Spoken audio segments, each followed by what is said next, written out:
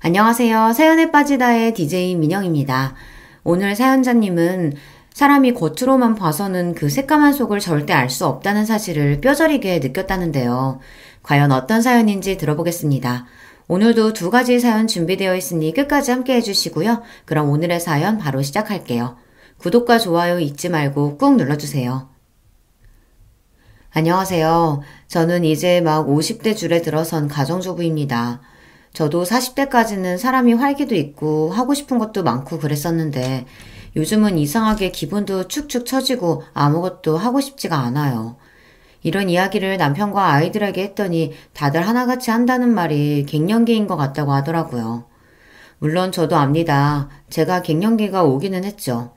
하지만 아무리 갱년기라고 한들 단순히 호르몬의 문제라고만 생각하기엔 제 마음이 너무 답답하고 힘들어요. 친구들 추천으로 영양제도 먹어보고 병원에 가서 검사도 이것저것 받아봤는데 영 효과가 없더라고요. 30대, 40대 때에는 애들 키우고 남편 뒷바라지만 하느라 매일 정신없이 살았는데요. 그래서 우울한 줄도 모르고 살았어요. 그런데 이제 애들도 다 커서 대학도 다니고 자기들 생활도 생기니 저도 특별히 신경 쓸 게 없더라고요.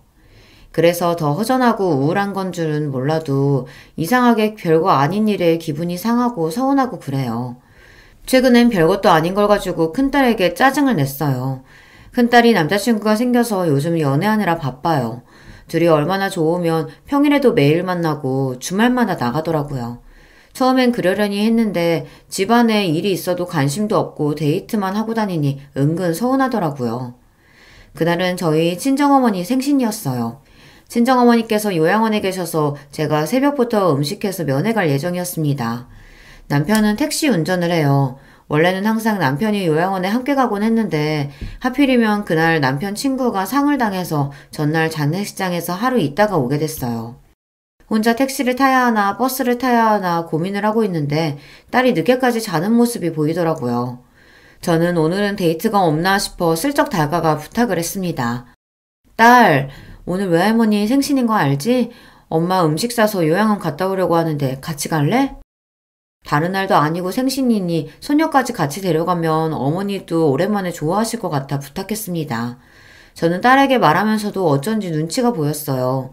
자식들 어릴 때야 제가 굳이 말하지 않아도 제가 어디만 가면 졸졸 따라다녔었지만 이제 좀 컸다고 마트라도 한번 같이 가자고 말하기가 괜히 민망스럽더라고요. 공부하고 아르바이트하고 자식들도 바쁘고 힘든데 제가 괜히 귀찮게 하는 것 같아서요. 그런데 제 말에 딸이 귀찮다는 듯 이불을 덮어버렸어요. 그러더니 한다는 말이 싸가지가 없었습니다. 아, 엄마, 나 이따가 남친이랑 영화 보기로 해서 오늘은 안 돼. 오늘은 그냥 택시 타고 갔다 와. 내가 택시비 줄게. 오전 10시가 될 때까지 침대에서 빈둥거리고 있었으면서 갑자기 남자친구랑 약속이 있답니다. 영화 시간이 언젠데 요양원 면회 시간도 얼마 안 돼서 엄마 할머니 얼굴만 보고 금방 올 거야. 같이 잠깐 갔다가 너는 남친 만나러 가면 되지. 딸이 약속이 있다곤 했지만 그 시간까지 준비도 안 하고 뒹굴뒹굴 하고 있는 게 아직 여유가 있는 것 같아 저는 한 번 더 이야기했습니다. 아무래도 음식을 만들어 싸둔 게 양이 많아서 딸에게 차로 데려다 달라고 해야 할 것 같아서요. 엄마, 나도 계속 시험 기간에 아르바이트해서 너무 피곤해서 그래. 오늘은 제발 좀 쉬자. 제 말이 듣기 싫은지 딸은 잔뜩 인상을 구기며 짜증을 냈습니다. 그 모습을 보니 저도 순간 욱하더군요. 너는 딸년이라는 게 어떻게 그렇게 너밖에 모르니? 네 외할머니가 너한테 어떻게 했는데? 아무리 정신없는 노치네라도 1년에 한 번이는 생일인데 소녀가 돼서 들여다볼 생각도 안 하니? 순간 저는 울분을 토해냈습니다. 친정어머니가 첫손녀라고 제 딸을 얼마나 예뻐했는지 몰라요. 친정어머니는 평생 시골에서만 사시던 분이었는데 제가 둘째를 낳고 힘들어하니까 큰애를 봐주시겠다고 시골에서 자주 올라오셔서 큰딸을 봐주셨어요. 엄마도 무릎도 안 좋고 허리도 안 좋으면서 손녀 놀아주겠다고 동물원이고 공연장이고 혼자 데리고 다녀주셨습니다. 그렇게 키웠는데 딸년이 1년에 한 번도 할머니를 보러 가지 않겠다고 하니 서운하고 너무 화가 났습니다. 그 순간만큼은 제 속으로 낳은 자식이라도 미웠어요. 왜 또 말을 그렇게 해? 그리고 나만 손녀야? 김희수한테는 말도 안 했으면서 왜 나한테만 그래? 딸녀는 또 둘째랑 비교하며 자기한테만 뭐라고 한다고 하네요. 예서는 면허가 없잖아. 저기 식탁 위에 짐 좀 봐라. 엄마가 혼자 힘들게 낑낑 들고 가야 하는데 면허 있는 네가 좀 태워다 주면 안 되니? 결국은 운전해달라는 말이었네. 그러니까 내가 택시비 준다고 택시 타고 가라고 했잖아. 말해봐야 뭐 하겠어요. 자식이라고 많은 것도 아니고 딸랑 둘인데 하나같이 제 속을 알아주는 놈이 없으니 계속 말해봐야 우라통이 더 터졌습니다. 내가 그깟 택시비 없어서 그러냐? 에이그 싸퉁바가지 없는 년. 내가 너한테 뭘 바라냐? 엄마! 별것도 아닌 거 가지고 왜 그렇게 예민하게 굴어? 그리고 나한테 년이라고 좀 욕하지 좀 마. 딸 사춘기 때보다 요즘 들어 딸이랑 훨씬 더 다툽니다. 사춘기 때는 딸이 말도 안 하고 입을 꾹 다물고 있어서 제가 받아주기만 하면 됐었는데요. 제 갱년기는 화를 도저히 참을 수 없어 버럭버럭 내질러야만 화가 누그러드니 가족들하고 안 싸울 수가 없었어요. 이런 이야기를 시댁에서 동서와 함께 나눈 적이 있습니다. 친정어머니 생신날 있었던 이야기를 하면서 제가 갱년기가 오기는 왔는지 자꾸만 욱하게 되고 가족들에게 화를 내게 된다고요. 그래서 별것도 아닌 일에 서운하고 혼자 우울하다고 했습니다. 그러자 가만히 듣고 있던 동서가 기분 나쁘게 실실 웃었어요. 그러게 제가 말씀드렸잖아요. 답답하게 애들하고 남편만 바라보고 사시지 말라고요. 진작 면허도 따고 일도 했으면 지금 자식한테 부탁할 일 없죠. 평생 자식한테 헌신하면 뭐래요? 다들 대가리 크면 자기들이 혼자 큰 줄 알고 부모는 헌신짝처럼 여기는데. 저 보세요. 애 있다고 애한테 얽매이지 않고 자유롭게 살았더니 지금도 저나 애나 각자 알아서 잘만 살잖아요. 동서 말이 틀린 말이 아니라는 건 저도 잘 압니다. 하지만 동서에게 듣고 싶은 말은 그런 현실적인 조언이 아니었어요. 저는 위로가 필요했습니다. 동서야 젊어서부터 돈도 잘 벌었으니까 슈터도 쓰고 학원도 다 보내면서 키워서 그렇지. 우리 집 사정이 동서네랑 어디 같나. 다를 게 뭐가 있어요. 형님도 애 하나만 낳고 작은 직장이라도 다녔으면 지금 그 꼴은 안 당하죠. 그러게 왜 애를 둘이나 낳아서 일을 그만뒀어요? 애들도 엄마가 자기 일하고 돈 벌면 무시 못해요. 자식 때문에 속상해서 하소연 좀 했더니 동서는 단번에 저를 자식에게 무시당하는 엄마로 만들었습니다. 우리 애들이 날 무시해서 그런 게 아니라 이제 다 커서 자기들 생활이 생기니까 그렇다는 거지. 동서도 지연이 커봐. 지금이랑은 달라. 이런 이야기를 하려던 건 아니었는데 동서가 자꾸만 지금까지 살아온 제 삶을 부정하며 나쁘게 이야기를 하니 저도 은근 기분이 상하더라고요. 저는 형님이랑 달라요. 지연이가 크면 자기가 알아서 사는 거지. 제가 신경 쓸 게 뭐 있어요? 저는 지연이가 뭘 하든 간섭 안 할 거예요. 딸 키우는 게 그렇게 쉬운 줄 알아? 요즘 세상이 얼마나 위험한데. 동서도 자기 일만 신경 쓰지 말고 지연이한테 관심도 좀 가져. 한참 사춘기잖아. 동서가 똑똑하고 뭐든 잘하는 걸 알면서도 저는 괜히 자격지심에 아무 말이나 막 했습니다. 동서한테 말해봐야 제가 절대 이길 수 없다는 걸 알면서도 말이죠. 한참 사춘기 맞죠? 근데 우리 지연이는 괜찮아요. 스트레스 풀라고 제가 병원에서 매일 피부관리도 해주고 백화점에서 쇼핑하라고 제 카드도 줬어요. 형님은 모르시겠지만 요즘 애들은 금융치료라고 해서 부모가 집에서 챙겨주는 것보다 한도 없는 카드 주는 걸 더 좋아하거든요. 그거면 사춘기고 뭐고 그냥 지나가는 거죠 뭐. 제가 이렇게 푼수해요. 동서한테 이런 이야기를 해봐야 제 마음을 이해할 리 없는데 괜한 소리를 해서 또 듣기 싫은 소리를 듣고 말았습니다. 제 동서지만 참 잘났어요. 동서는 피부과 의사입니다. 동서는 저랑 나이가 비슷한데도 결혼하고 5년이 지나서야 애를 낳아 아직 애가 중학생이에요. 의사 시험에 합격하고 나서 아이를 낳겠다고 하는 바람에 시동생이 기다려줬거든요. 동서는 대단해요. 아이를 낳고도 낳은 지 일주일 만에 바로 병원에 출근했어요. 당시에 저는 아무것도 못하고 애 둘만 키우는 것도 힘들어서 정신이 없었는데 동서는 이제 갓 태어난 신생아를 남의 손에 맡기고 열심히 일했습니다. 그 덕분에 동서는 지금 강남에서 개인 병원을 운영 중이에요. 집도 한남동의 비싼 아파트에 살고 차도 외제차가 2대나 있는 걸로 알고 있습니다. 시동생은 약사예요. 현재 동서 병원 1층에서 약국을 운영 중입니다. 원래 시동생은 시댁 자랑이었어요. 어릴 때부터 공부도 잘하고 성실해서 동네에서도 유명한 모범생이라 시부모님이 떠받들어 살았었는데요. 본인보다 더 잘나고 똑똑한 아내를 만나는 바람에 어깨를 못 펴고 살고 있어요. 결혼 초에는 시부모님께서 동서를 단단히 잡겠다고 잔소리도 해보고 시집살이도 시켜봤지만 소용없었습니다. 동서는 친정이 강남에서 유명한 땅 부자라 결혼할 때 시동생 명의로 아파트도 해주고 차도 사줬어요. 나중에 시동생 약국까지 차려주셨고요. 그렇다 보니 시부모님 입장에서는 깨갱하고 며느리를 상선으로 모시는 수밖에 없었죠. 한 번은 이런 적도 있었습니다. 동서가 조카를 낳고 얼마 되지 않아 시댁에 떡하니 찾아와 애를 좀 봐달라고 했어요. 본인이 교수가 되려면 미국에 1년 동안 연수를 꼭 다녀야 한다고요. 당신 뭐 하는 거야? 그거 안 된다고 했잖아. 애가 이제 태어난 지 100일도 안 됐는데 엄마가 애 두고 미국을 어떻게 가? 동서가 미국에 가는 게 시동생과 상의된 부분은 아니었는지 시동생은 동서를 다그쳤어요. 하지만 동서는 아랑곳하지 않았습니다.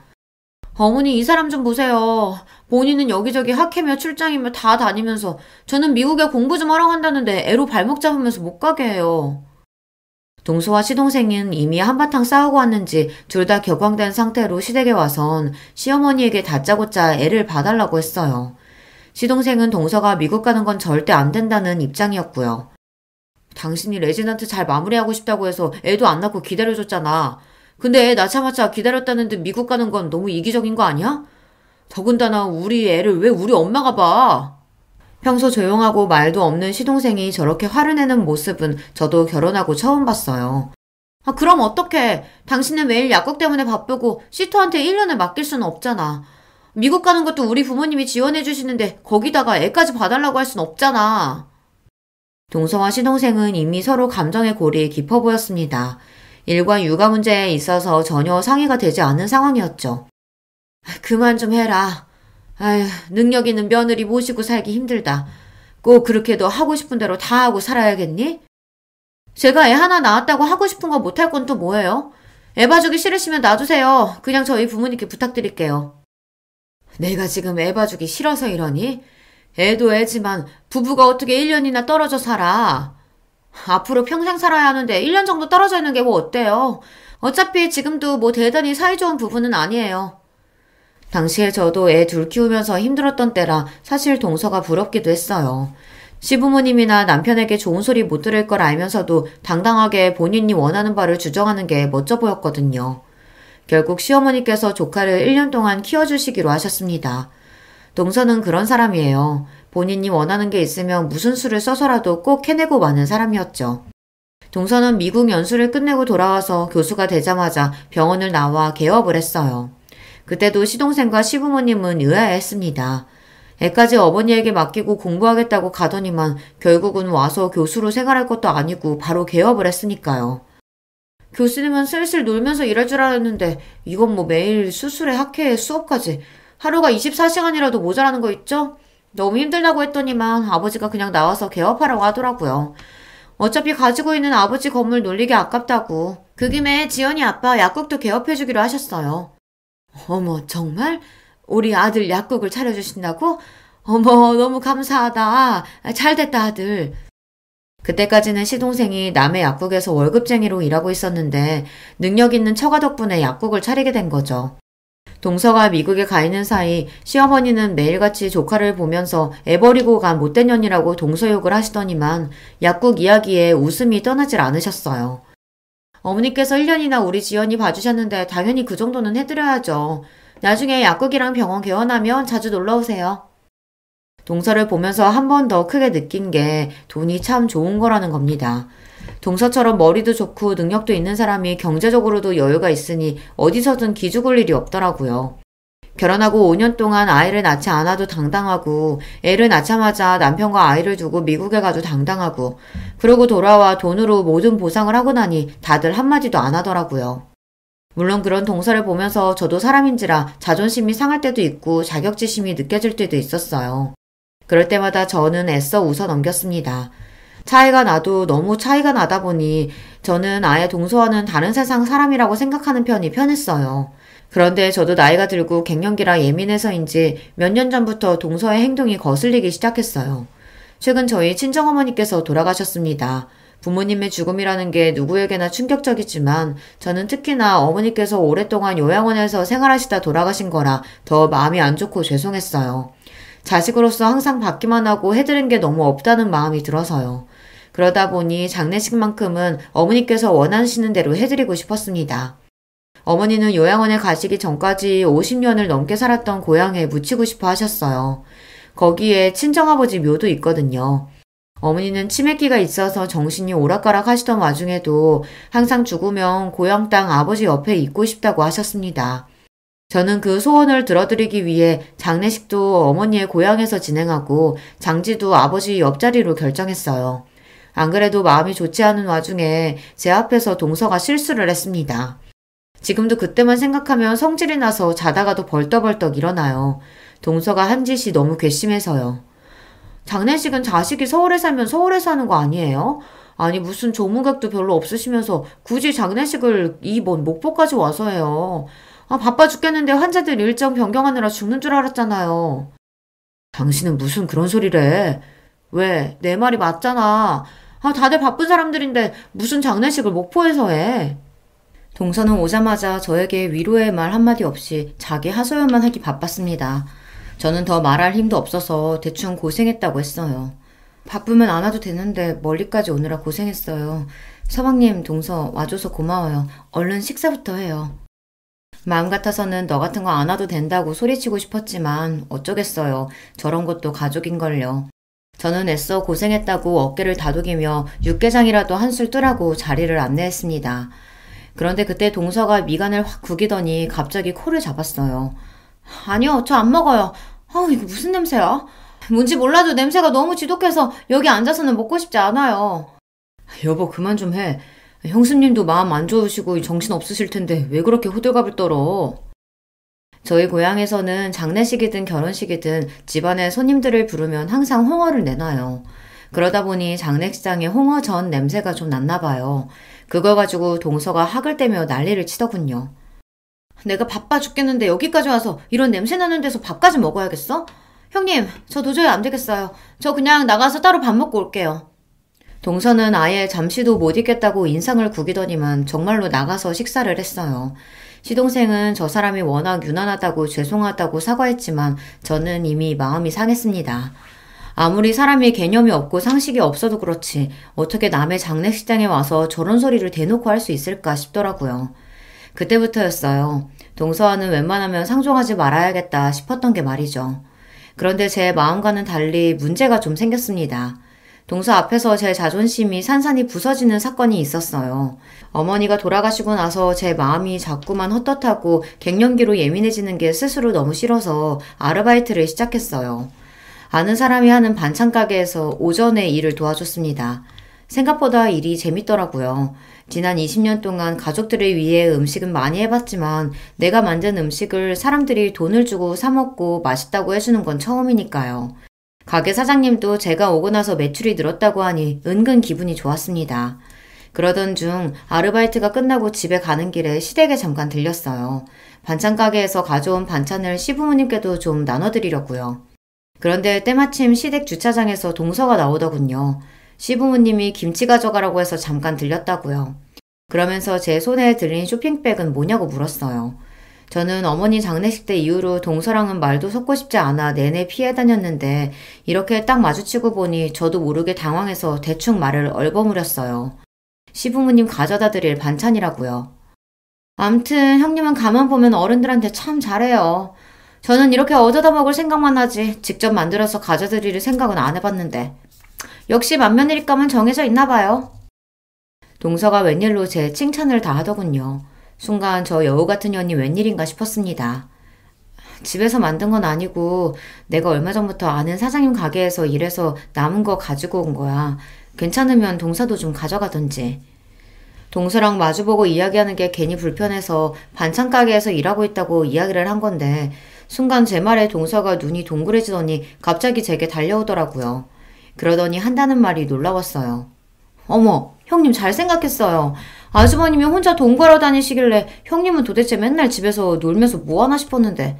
그래요. 형편이 어려우면 사람이 일을 해야죠. 동서의 말에 저는 순간 놀라서 입이 다물어지지 않았습니다. 제 남편이 저도 모르게 돈을 구하러 다닌다네요. 동서, 그게 무슨 소리야? 애들 아빠가 돈을 구하러 다닌다니. 설마 우리 애들 아빠가 동서한테 돈 꺼갔어? 아주버님이 직접 나한테 꺼간 건 아니고 우리 지연 아빠한테 돈 좀 빌려달라고 하셨더라고요. 둘째 대학 등록금이 좀 부족하다고. 동서의 말에 저는 심장이 쿵 하고 떨어지는 것 같았습니다. 제가 얼마 전 남편에게 애들 등록금 이야기를 했을 때 남편은 알겠다고 문제 없다고 했거든요.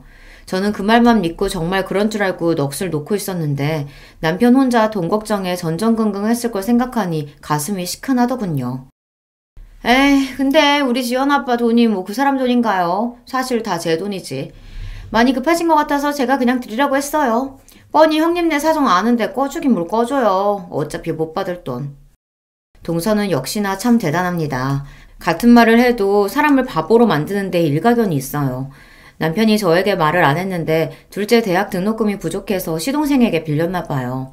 속마음은 우라통이 터지고 가슴이 찢어지는 것 같았지만 재수없는 동서 앞에서 티를 낼 수가 없었죠.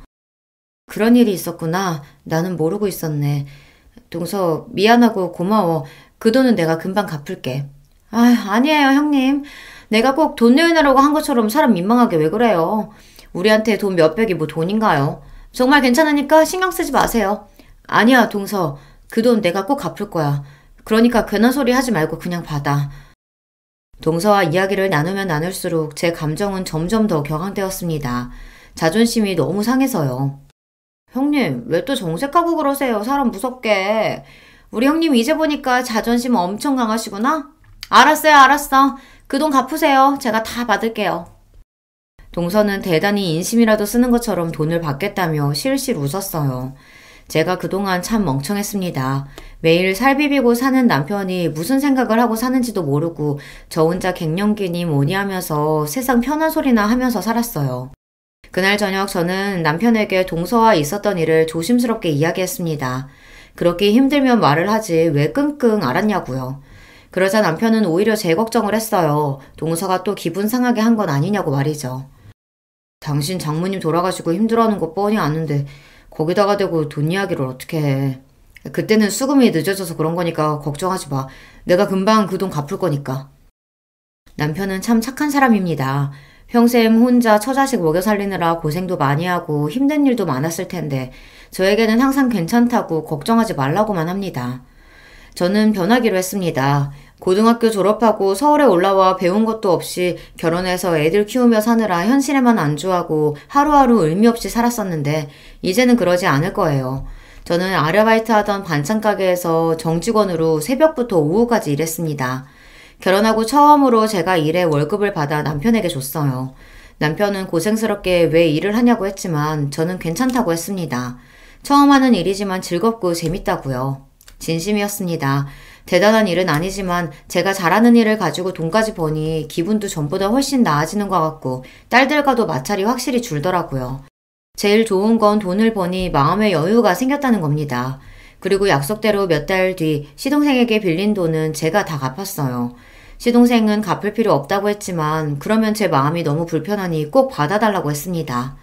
그러던 어느 날이었습니다. 시아버지 팔순이시라 시댁에서 가족들끼리 모여 식사를 하기로 했어요. 원래는 동서가 해외여행을 가자고 이야기했었는데 시아버지께서 최근 무릎이 안 좋아 수술하시는 바람에 여행은 안 가기로 하고 가까운 친인척만 모여 식사를 하기로 했습니다.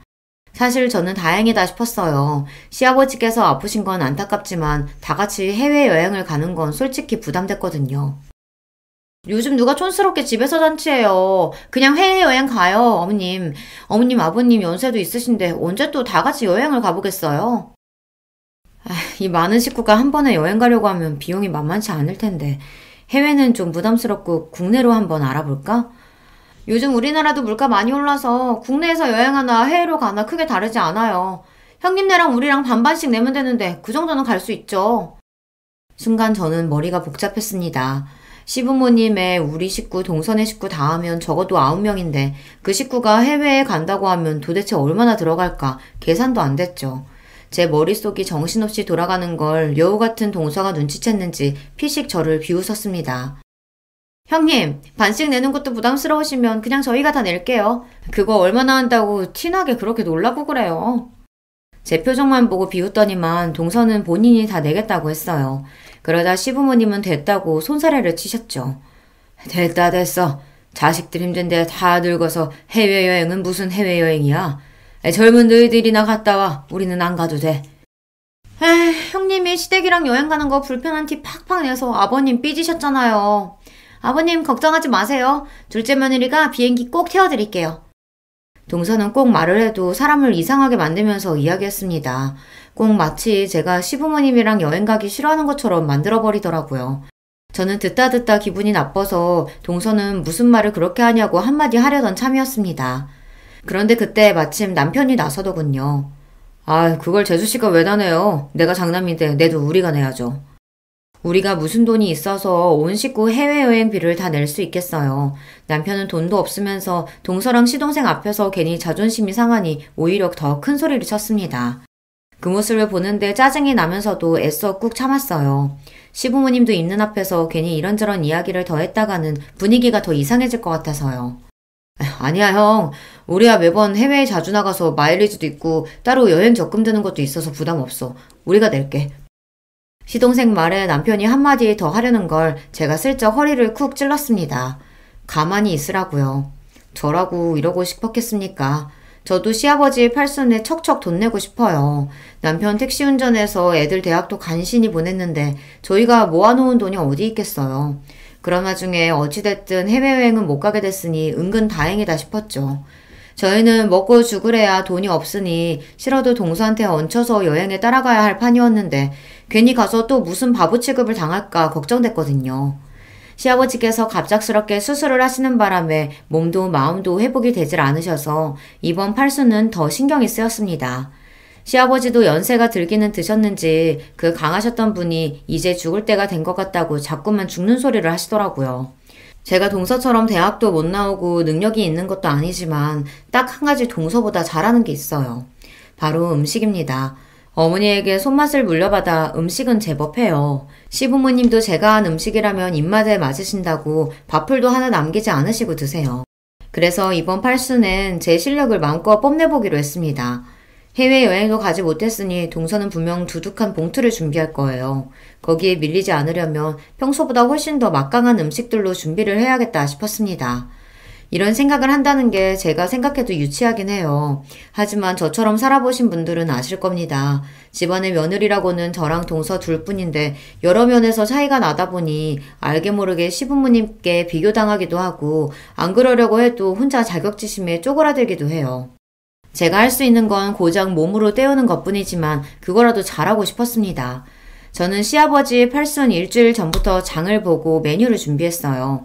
장을 보고 있는데 동서한테 연락이 왔길래 음식 준비하느라고 장을 보고 있다고 했더니만 저더러 뭐하러 사서 고생하냐고 하더라고요. 아, 형님은 답답하게 왜 그런 짓을 하세요? 요즘 출장 뷔페랑 배달 음식이 얼마나 잘 돼 있는데요. 우리 그냥 시켜서 먹어요. 출장 뷔페나 배달 음식도 좋지. 근데 동서도 알잖아. 아버님 밖에 음식 안 좋아하시는 거. 다른 날도 아니고 팔순 생신인데 그냥 집에서 준비하지 뭐. 동서도 그날 시간 괜찮으면 일찍 와. 얼마 전 명절에 동서 말대로 제사 음식을 배달시켰다가 시아버지에게 저만 혼났어요. 매번 하던 거 귀찮아서 그걸 돈 주고 샀냐고요. 다행히 시어머니께서 나서서 힘들어서 이번에만 샀다고 이야기하고 대충 넘어가긴 했지만 원래 시아버지는 밖에서 사다 먹는 음식을 싫어하십니다. 그냥 사 먹고 한번 욕 먹으면 되지. 형님은 피곤하게 사신다니까. 어쨌든 음식은 형님이 하기로 한 거니까 형님이 알아서 하셔야지. 제가 일찍 뭐하러 가요. 저는 그 전날도 출근이라 힘들어요. 저는 그냥 시간 맞춰서 갈게요. 동서에게 기대하지도 않았습니다. 제가 음식을 준비한다고 하면 동서는 사 먹는 게 훨씬 좋다고 할 줄 알았어요. 대충 시아버지에게 욕 한 번 먹으면 끝날 일이라고요. 동서야 그렇죠. 욕을 먹어도 제가 먹고 본인은 봉투나 휙 들이면 그만이니까요. 저는 더 듣고 싶지 않아 대충 알겠다고 대답하고 전화를 끊었습니다. 생각이 있는 사람이면 시아버지 형제분들도 오시니 알아서 오겠지 싶어서요. 그런데 제가 동서를 몰라도 한참 모르고 있었더군요. 시아버지 팔순 당일 동서는 손님들 오시기 30분 전에야 시댁에 왔습니다. 정말 손님처럼 말이죠. 둘째, 너는 아무리 바빠도 그렇지 큰애랑 나랑 음식하느라 정신없는 거 뻔히 알면서 오늘만큼은 좀 일찍 오지 그랬냐. 동서에게 이야기해봐야 소용없다는 걸 시어머니도 아시다 보니 웬만해서 동서에게 잔소리를 잘 안 하시지만 그날만큼은 제가 며칠 전부터 음식 준비하느라 고생한 걸 다 보셨으니 일부러 저 들으라고 동서에게 한 소리 하시는 것 같더라고요. 하지만 그런 말에 신경 쓸 동서가 아니었습니다. 어머님도 참 요즘에 어떤 시대인데 음식하는 거 가지고 잔소리를 하세요. 그리고 제가 보통 며느리예요? 바쁜 의사 며느리인데 이 정도는 이해해 주셔야죠. 동서는 애교 섞인 목소리로 재수없는 소리를 아무렇지 않게 해댔습니다. 시어머니는 아이고 알고 소리만 두어 번 내시더니 답답하다는 듯 주방을 나가버리셨어요. 어머, 뭘 이렇게 많이 하셨어요? 식구도 얼마 없는데 대충 먹을 거만 하시면 되지. 쓸데없이 가짓수는 왜 이렇게 많이 하셨대? 동서는 시어머니께서 주방을 나가시자마자 무슨 검사라도 하러 온 사람처럼 이것저것 맛을 보더니 굳이 쓸데없는 음식까지 뭐하러 이렇게 많이 했냐입니다. 저는 허리도 한번 못 펴고 준비를 했는데 고생했다는 말도 없이 저 따위로 말하니 사람이 순간 기분이 확 상하더군요. 동서는 살림의 살자도 모르고 음식이라고는 해본 적도 없어서 잘 모르나 본데 잔치 음식에는 다 기본 구성이라는 게 있는 거야. 여기 쓸데없는 음식은 하나도 없어. 아, 그래요? 누가 보면 호텔 주방장이라도 모신 줄 알겠어요. 제 말이 기분이 나빴는지 동서는 곧바로 얼굴을 구기더니 비아냥거리더군요. 그날만큼은 저도 동서에게 지고 싶지 않았습니다. 사람이 아무리 바쁘고 일이 많아도 뻔히 제가 시아버지 생신장을 준비한다는 걸 알고 있었으면서 손님처럼 와서 얻어먹으려고만 하는 꼴이 얄미웠거든요. 음식 그만 좀 만지작거리고 앞침 하나 좀 매. 이거 다 가져다 놔야지. 음식이 쓸데없는 것만 있네, 먹을 게 없네 하는 소리를 짓거리더니만 자꾸만 손으로 음식을 덥석덥석 집어먹는 꼴이 기가 막혔어요. 저는 옆에 있던 앞치마를 동서에게 건넸습니다. 하나씩 들고 거실로 나르자고요. 그런데 그때 제가 건넨 앞치마를 툭 내려놓은 동서가 기가 막힌 소리를 했습니다. 형님이 다 알아서 한다고 하시더니 왜 자꾸 저한테 시키세요? 제가 남들처럼 주방에 들어가서 음식이나 하려고 이렇게 뼈 빠지게 공부한 줄 아세요? 음식 같은 건 형님처럼 못 배운 사람이나 하는 거죠. 전 아버님 드리려고 용돈 두둑히 챙겨왔거든요. 일은 몸으로 대충 때우시는 형님이 다 하세요. 세상에 동서가 싸가지 없는 거야 진작 알고 있었지만 이 정도일 줄은 몰랐습니다. 동서는 자기 할 말만 내뱉더니 그대로 몸을 돌려 거실로 나가려고 했어요. 순간 욱한 저는 저도 모르게 동서의 머리채를 잡았습니다. 형님! 지금 뭐 하는 거예요? 이거 안 나요? 야, 너 뚫린 입이라고 아무 말이나 하면 되는 건 줄 알아? 너 내가 지금까지 예뻐서 봐준 줄 알아? 이게 돈 좀 있다고 어디서 유세야! 저도 제가 이런 행동을 할 줄은 꿈에도 몰랐습니다. 너무 화가 나고 짜증이 나니 손이 저절로 동서의 머리채를 흔들고 있더군요. 그 순간 시어머니께서 부르시는 소리가 들렸습니다. 손님들 오셨다고요. 저는 놀라서 잡고 있던 동서의 머리채를 확 놓아버렸습니다. 저는 애써 당황한 티를 숨기며 동서를 쏘아봤어요. 한 번만 더 내 앞에서 재수없게 굴었다간 가만히 안 둘 거니까 그런 줄 알아. 저는 당당하게 제 할 말을 하고 동서보다 앞서 거실로 나갔습니다. 그때까지도 혹시나 동서가 뒤에서 달려들기라도 할까봐 겁이 나서 심장이 쿵쿵 크게 뛰었어요. 하지만 이미 벌어진 일이었습니다. 앞으로 동서가 저에게 무슨 짓을 하든 저도 더는 봐주지 않기로 했어요. 저는 곧장 거실로 나가 손님들에게 인사부터 드렸습니다. 그때 뒤에서 급하게 뛰어오던 동서의 인기척이 저에게도 들렸지만 애써 모른 척 했습니다. 저는 거실에 식사 준비를 하면서도 연신 동서를 흘깃거렸어요. 제가 머리채까지 잡았으니 절대 가만히 있을 동서가 아닌데 가만히 있는 게 이상해서요. 물론 동서도 생각이 있다면 어른들 있는 앞에서 행패를 부리지는 않겠지만 내내 불안했습니다. 그런데 역시나 그냥 넘어갈 동서가 아니었죠. 갑자기 제가 만든 갈비찜을 먹더니 욱하는 소리를 냈어요. 그러더니 한다는 말이 가관이었죠. 형님, 이게 뭐예요? 이거 파리 아니에요? 음식을 어떻게 했으면 파리가 들어간지도 모르고 먹으라고 내놔요. 뭐? 그게 무슨 소리야? 갑자기 파리라니. 순간 거실에 있던 시부모님과 손님들은 일제히 동서 손에 들린 파리를 쳐다봤어요. 그런데 동서 말이 사실이었습니다. 제가 만든 갈비집에서 새까만 파리가 나왔어요. 저는 놀라서 그럴 리 없다고 음식을 확인했습니다. 그때였어요. 동서는 다른 접시에 있던 잡채도 한 입 먹어보더니 욱소리를 내며 뱉었습니다. 어머, 이것 도 뭐야? 형님, 잡채 간 보신 거 맞아요? 간장을 얼마나 부었는지 짜서 도저히 못 먹겠네. 아버님, 어머님, 잡채 드시지 마세요. 이걸 도대체 어떻게 먹으라는 거야? 동서는 갈비찜에 이어 잡채까지 들먹이며 꼬투리를 잡았습니다. 저는 그제야 정신이 들었습니다. 동서 인연이 제가 지 머리채를 좀 잡았다고 작정하고 제 음식을 모함하는 것 같더라고요. 동서 무슨 소리야. 내가 다른 거 몰라도 잡채간은 몇 번을 봤는데 짜긴 뭐가 짜다고 그래. 짜니까 짜다는 거지. 제가 뭐 없는 소리라도 지어내는 줄 알아요? 이상하면 형님이 먹어봐요. 그럴 리 없었습니다. 갈비찜에 파리가 들어간 건 음식의 뚜껑을 열어놔서 그럴 수도 있겠다 싶지만 잡채가 먹지 못할 정도로 간이 안 맞을 리 없어요. 제가 다른 건 몰라도 잡채 하나는 자신 있거든요. 그런데 그때 금방 잡채를 드신 시어머니께서 조심스럽게 이야기를 하셨습니다. 어머, 큰애야. 잡채가 너무 짜기는 하다. 네가 이것저것 음식한다고 바쁘더니만 실수로 간장을 더 넣었나 봐. 아무래도 믿을 수 없어 저는 제 젓가락으로 잡채를 먹었습니다. 그런데 동서 말이 맞았어요. 잡채가 짜도 너무 짜더라고요. 말도 안 돼. 그럴 리가 없는데. 형님이 음식하느라 힘들어서 실수했나 봐요. 아무리 그래도 이건 심해도 너무 심하다. 입도 못 대겠어요. 아버님, 우리 대충 배 채운 것 같은데 그냥 나가서 2차 할까요? 제가 분위기 좋은 막걸리 집으로 안내할게요. 저는 이 상황이 믿기지 않아 순간 말문이 턱하고 막힌 채 멍하니 있었습니다. 재수씨, 아무리 그래도 준비한 음식이 이렇게 많이 남았는데 갑자기 어딜 가요? 아주버님도 음식 드셔보셨으면 아실 거 아니에요. 아버님 팔순이신데 이왕 손님들까지 초대했으면 맛있는 걸로 대접해야죠. 아버님, 어머님, 그냥 우리 나가요. 막걸리 먹고 노래방도 가서 놀고 오자고요. 순간 분위기가 이상해지자 시부모님들도 손님들도 제 눈치를 살피셨어요. 저는 이대로 가만히 있으면 안 될 것 같아 정신을 차리고 자리에서 벌떡 일어났습니다. 괜찮아요, 어머님, 아버님. 동서랑 2차 신나게 다녀오세요. 뒷정리는 제가 하고 있을게요. 저도 바보가 아닙니다. 동서가 시부모님을 모시고 나가겠다고 한 순간 분명 이건 동서가 저에게 복수하려고 술을 쓴 거라고 직감했어요. 하지만 시아버지 생신인데 제가 분위기를 망칠 수는 없었죠. 저는 시부모님과 손님들에게 여기는 걱정하지 말고 나가서 신나게 놀다 오시라고 했어요. 시어머니는 끝까지 혼자 이 많은 걸 어떻게 정리하냐고 그냥 두고 같이 나가자고 하셨지만 저는 마음이 내키지 않았습니다.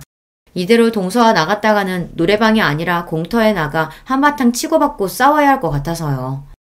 동서와 가족들이 나가자마자 저는 눈물이 왈칵 쏟아지고 말았습니다. 울지 않으려고 안간힘을 쓰며 노력했지만 소용없었어요.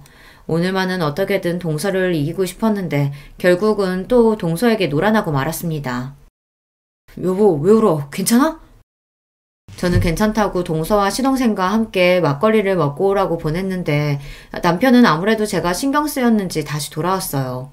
그러다 제가 혼자 바닥에 주저앉아 아이처럼 엉엉 소리를 내며 울고 있는 모습을 보고만 거죠. 울고 있는 제 모습을 보고 놀란 남편이 저를 향해 달려오자 저는 그 모습이 고마워서 또 눈물이 터지고 말았습니다. 여보, 내가 만든 갈비찜에 파리가 들어갔을 리가 없어. 그리고 당신도 알잖아. 내가 만든 잡채가 얼마나 맛있는지. 내가 지금까지 살면서 잡채를 100번도 넘게 만들었는데 거기다가 실수로 간장을 부었을 리 없다고. 이건 분명 동서가 나 엿먹이려고 일부러 그런 거야. 여보, 그게 무슨 말이야? 재수씨가 왜 당신을 일부러 엿먹이려고 했겠어? 눈물을 펑펑 쏟으며 웅얼거리는 제 말에 남편은 무슨 소리냐고 자세하게 이야기해보라고 했습니다. 남편의 다정함에 기대해 저는 오늘 주방에서 있었던 일을 그대로 다 말했어요. 동서가 늦게 와서는 내 음식 가지고 듣기 싫은 소리를 하길래 하도 열받아서 머리채를 잡았다고요. 그랬더니 동서가 화가 나서 일부러 내 음식에 장난질하고 시부모님 모시고 나간 것 같아. 평소 동서가 하는 짓을 봤을 땐 분명해. 제 이야기를 들은 남편은 눈이 휘둥그레졌습니다. 평소 누구에게도 싫은 소리 한마디 못하는 제가 흥분해서 동서의 머리채까지 잡았다는 말에 남편도 많이 놀라나 보더라고요. 그러더니 남편이 한다는 말이 놀라웠습니다. 재수씨, 이 여자 이거 진짜 안 되겠네. 어디 감히 천사 같은 우리 와이프를 가지고 놀아. 여보, 걱정하지 마. 내가 재수씨, 아니 그 여자 코를 아주 납작하게 만들어줄게. 그때까지는 저도 남편이 무슨 소리를 하는 건가 싶었습니다. 저도 동서 때문에 화가 나긴 했지만 남편이 무슨 수로 동서의 코를 납작하게 해주겠다는 건가 싶어서 남편에게 물어봤습니다. 무슨 계획이 있는 거냐고요. 당신은 걱정하지 말고 딱 기다려. 내일이면 다 해결될 테니까. 남편답지 않게 단호하게 말하는 모습에 뭔가 믿는 구석이 있는 것 같긴 했지만 바로 다음날 남편은 생각지도 못한 폭탄 발언을 했습니다. 다음날 저녁 남편은 시댁으로 저와 동서를 모두 수집했어요. 어제 생일이라고 거하게 상도 차려주고 막걸리에 노래방까지 가서 신나게 놀았으면 됐지. 오늘은 또 무슨 일로 식구들을 다 불러 모았어? 아버님은 무슨 일이냐고 연신 물으셨습니다. 그러자 남편은 들고 있던 봉투에서 웬 사진들을 꺼내 바닥에 던지듯 뿌렸습니다. 그러더니 한다는 말이 충격적이었어요. 아버님, 어머님, 놀라지 말고 들으세요. 이게 바로 아버님, 어머님이 예뻐했던 둘째 며느리의 진짜 모습이니까. 남편의 말에 자리에 있던 시부모님과 저는 의아한 얼굴로 바닥에 떨어진 사진을 주었습니다. 뭐야, 둘째야. 이게 다 뭐냐? 이 남자들은 누군데 너랑 이러고 있는 거야? 네? 무슨 말씀이세요, 어머님? 남자라뇨? 남편이 뿌린 사진 안에는 술에 잔뜩 취한 동서가 양쪽에 젊은 남자들을 끼고 웬 술집에서 나오는 사진이었어요. 그 사진을 확인한 시부모님은 곧장 동서를 쏘아보았고 동서는 놀라 사진을 구겼습니다. 그러더니 한다는 소리가 기가 막혔어요. 어머, 아주버님, 이게 다 뭐예요? 아주버님 혹시 스토커예요? 남의 사진을 이렇게 마음대로 찍으면 어떡해요? 모 눈에는 뭐만 보인다더니 스토커는 무슨. 아버지, 어머니, 그 사진 속 술집 보통 술집 아니에요. 돈만 주면 젊은 남자들이랑 술 먹고 노는 룸사롱이라고요. 그랬습니다. 알고 보니 얼마 전 남편이 손님을 태우고 강남에 갔다가 우연히 한 술집 앞에서 동서를 보았답니다. 남편은 동서 병원이 강남에 있으니 일이 끝나고 한잔 했나 보다 싶어 아는 체 하려고 했대요. 동서가 술에 많이 취했으면 집에 데려다 주려고요. 그런데 그때 동서 뒤에서 웬 젊은 남자들이 나타나더니 동서를 부축해 남편이 운전하는 택시를 잡았답니다. 그러더니 동서를 남편의 택시 뒤에 태운 거예요. 동서를 태운 남자들은 딱 봐도 동서의 동료가 아닌 것 같았답니다. 생김새도 의상도 범상치 않았대요. 뒷좌석에 탄 동서는 술을 얼마나 많이 먹었는지 취해서 남편을 알아보지도 못했답니다. 남편이 이런저런 말을 거는데도 아예 알아듣질 못했대요. 그날 남편은 곧바로 시동생에게 연락해 동서를 데려다 줬답니다. 그리고 남편이 강남에서 본 광경을 그대로 이야기한 거예요. 남편의 말에 시동생은 뭔가 짐작가는 게 있었는지 본인이 알아볼 테니 남편에게는 걱정하지 말라고 했답니다. 그러고 보니 시아버지 팔순날 시동생의 표정이 어둡기는 했어요. 동서와 일절 이야기를 나누지도 않았고요. 이거 내가 찍은 게 아니라 종혁이가 재수씨한테 사람 붙여서 찍은 거예요. 아주 주말마다 호스트바 가서 신나게 노셨더라고요. 거짓말할 생각은 애초에 하지 마요. 사진은 이거 말고도 엄청 많으니까. 그날 이후 시동생은 동서가 술집에 다닌다는 증거를 찾기 위해 사람을 붙였답니다. 그리고 이혼을 준비하고 있었어요. 말도 안 돼. 당신들이 어떻게 나한테 이럴 수가 있어? 호스트바가 뭐? 돈 있으면 여자가 갈 수도 있지. 동서는 시부모님도 계신 앞에서 더러운 본색을 드러냈습니다. 바닥에 떨어진 사진을 벅벅 찢으며 자기는 잘못한 게 없다고 뻔뻔하게 굴었어요. 저는 동서의 뻔뻔함에 소름까지 돋았습니다. 아이고, 이게 다 무슨 일이라니. 동서가 숨겨왔던 진짜 모습이 드러나자 시부모님도 놀라서 뒷목을 잡으셨어요. 얼마 뒤 동서와 시동생은 이혼했습니다. 시동생은 알게 모르게 동서랑 살면서 쌓인 게 많았는지 동서의 귀책 사유들을 샅샅이 찾아내 법원에 제출했습니다. 사람이 하나를 보면 열을 안다고 남인 저에게도 그렇게 못되게 굴었는데 남편에게는 오죽했겠어요. 시동생은 정신적 피해 보상에 대한 위자료도 청구했답니다. 양육권 문제로 아직 소송 중이지만 조카가 동서보다는 시동생과 살고 싶어 해서 양육권도 곧 가지고 올 수 있을 것 같아요. 저는 살다 누군가의 이혼을 이렇게 응원하게 될 줄은 몰랐습니다. 저도 웬만하면 자식을 위해서라도 부부가 서로를 이해하고 화목하게 살아야 한다고 생각하는 사람이지만 동서는 아니에요. 사람이 많이 배우고 직업도 을사면 뭐래요. 인간이 덜 되는걸요. 여러분도 시동생이 동서와 이혼하길 잘한 거라고 그런 여자랑 살았으면 더 불행했을 거라고 응원하는 댓글 좀 많이 달아주세요. 여러분의 댓글이 우리 가족에게는 큰 힘이 될 겁니다. 끝까지 우리 가족 이야기 들어주셔서 감사해요. 여러분의 가정에는 언제나 즐거운 일만 가득하시길 바랄게요. 저는 어느덧 40대에 접어든 직장인입니다. 저는 학창시절에 참 재미없는 학생이었어요. 공부밖에 모르고 연애도 할 줄 몰라서 초중고에 이어 대학교를 졸업할 때까지도 도서관에서만 살았습니다. 뒤늦게 군대에 다녀올 때까지 흔히 말하는 못쏠, 모태솔로였습니다. 태어나서 한 번도 연애를 해본 적이 없다는 뜻입니다. 그런 저에게도 결혼을 할 기회가 찾아왔습니다. 아내와는 집안 어른을 통해 주선된 선자리에서 처음 만났어요. 교사로 한동안 재직하셨던 큰아버지의 제자라고 하더라고요. 큰아버지는 그녀의 중학교 시절 담임 선생님이었는데 이렇게 참하고 착실한 처녀가 없는데 자라면서 저처럼 연애도 제대로 못하고 이날까지 시집을 안 가고 있었다고 하네요. 그러다가 제가 군대를 전역하고 사회인이 되었을 무렵 큰아버지께서는 그런 저를 눈여겨보시다가 자신의 애제자와의 만남을 주선시켜 주셨습니다. 처음 만난 아내의 모습은 정말 아름답게 그지없었습니다.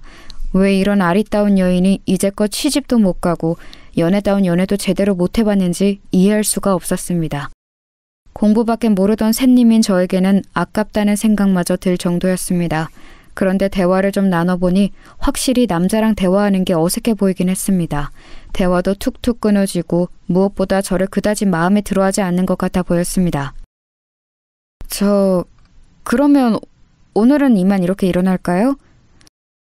네, 다음에 봬요. 뻘쭘한 분위기를 더 못 견딘 제가 자리를 펴하는 제안을 했고 그녀는 상투적인 다음에 보자는 말로 인사를 나눈 뒤 그날은 그렇게 헤어졌습니다. 어색해하던 그녀의 모습을 떠올리면서 이번 만남도 물 건너갔구나 싶었습니다. 그런데 며칠이 지나서 그녀에게서 먼저 문자가 와 있었습니다. 준석 씨, 그날 잘 들어가셨어요? 우리 다음에 보기로 했는데 언제가 좋을까요? 저는 당연히 그녀가 첫 만남에서 헤어질 때 한 다음에 보자는 말이 그냥 예의상 인사치레로 하는 말이라고 생각했는데 그녀는 진심으로 한 말이었습니다. 아, 봐요 우리. 언제가 좋을까요? 저는 오늘도 괜찮은데. 네? 오늘이요? 좋아요. 그럼 오늘 봐요. 그녀는 잠시 망설이는 듯 하더니 이내 당일에 바로 보자는 제안을 수락했습니다. 그런데 그녀가 먼저 연락을 해온 것임에도 불구하고 그 자리는 어색하기 그지없었습니다. 참 지금 생각하면 제가 할 말은 아니지만은 그녀는 확실히 남자를 많이 못 만나본 티가 나는 사람이었습니다. 그때 당시에는 저를 마음에 안 들어 한다고만 생각이 들게 행동을 했으니까요. 그러다가도 지금처럼 이렇게 먼저 연락이 오기도 했다가 막상 만나면 어색해하고 헷갈리는 점이 한두 가지가 아니었습니다. 저도 연애 경험이 없다 보니 답답해 미칠 지경이었는데 어느 날은 더 참지 못하고 그녀에게 솔직하게 얘기했습니다. 미주씨, 혹시 제가 마음에 안 드는데 큰아버지 입장 생각해서 자꾸 나오시는 거면 안 그러셔도 돼요. 우리 그래도 알 거 다 아는 성인인데 서로 시간 낭비하지 말고 솔직하게 얘기합시다. 네? 아니, 저는 그게 아니라 마음에 안 든다고 한 적 없는데 준석 씨는 제가 마음에 안 드시나요? 네? 아니요. 그런 뜻이 아니고. 그러면 미조 씨는 제가 마음에 든다는 말씀이세요?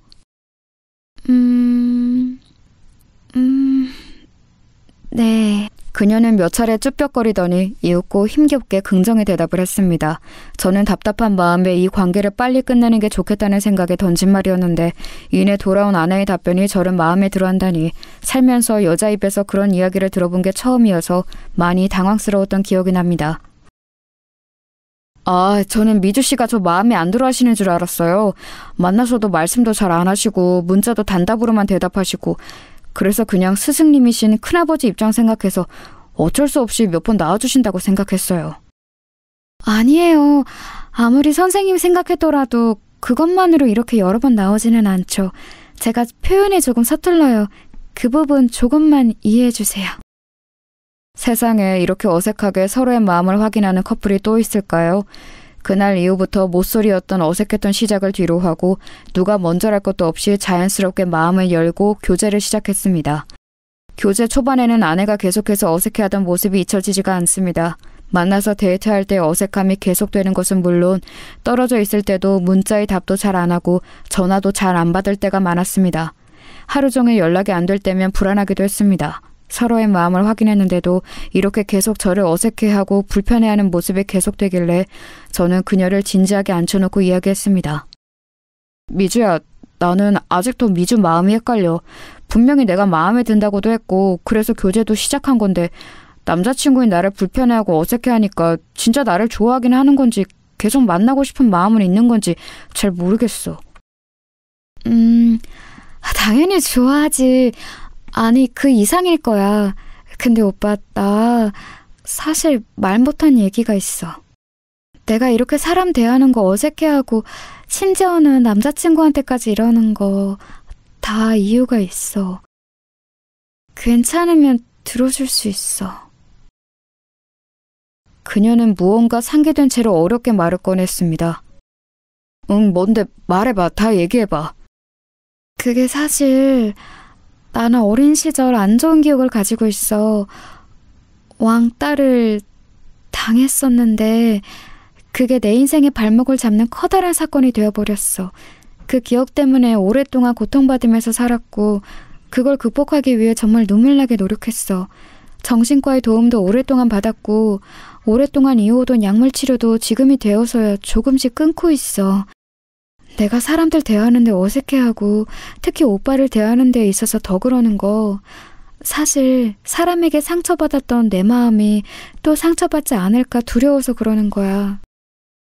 너무나 충격적인 이야기였습니다. 이렇게 천사 같은 여자가 그런 아픈 기억을 안고 있었다니요. 그녀는 점점 눈시울이 붉어지면서 계속 이야기를 이어나갔습니다. 사실 오빠도 너무너무 좋은데, 아니 사랑한다고 하는 말이 더 맞을 거야. 그런데 오빠를 사랑하면 더할 사랑할수록 오빠도 나한테 상처 줬던 사람들처럼 나를 떠나가 버릴까봐 무서워.